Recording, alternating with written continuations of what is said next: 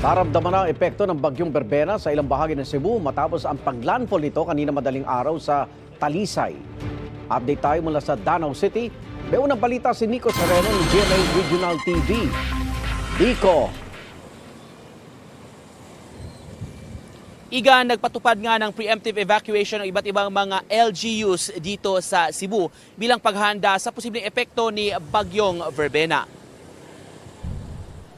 Kakaunti na lang na tao ang nadatnan namin sa barangay Kotkot, Liloan, Cebu kagabi. Naka-evacuate na kasi ang karamihan ng mga residente bilang pag-iingat sa bagyong Berbena. Ang lugar, isa sa mga matinding binaha noong kasagsagan ng bagyong Tino nang umapaw ang Kotkot River. Hanggang ngayon, maputik pa rin ang paligid. May mga nakatambak na basurang hindi pa nakokolekta.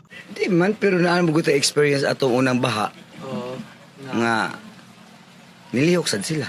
Mas malipay sila nga na ay tragedy baha kay makahimo man sila ga isira kay wa may mga tao. Kay very good. Na trauma na may atong baha. Pero ikaw, magpabili lang ka nga rin. Oh, bili lang ko. Ano man sir? Kay lisod na kay biyaan akong balay na pa may kuan good. Na pa may madagnot. Sa Danau City naman, aabot sa 500 pamilya rin ang inilikas kagabi dahil sa banta ni bagyong Berbena o aabot sa 2,000 individuals. 25 evacuation centers ang binuksan sa 15 apektadong barangay.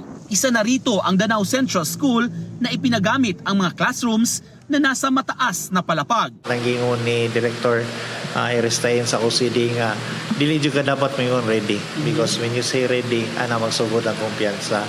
So all I can say is for the now is naninguhalan mi no. We're doing our best na safe lang atong mga kuan atong mga constituents. Kaninang madaling araw, naranasan ang pabugso-bugsong hangin dito sa ilang bahagi ng Northern Cebu at may panakanaka at minsan may kalakasan na pag-ulan.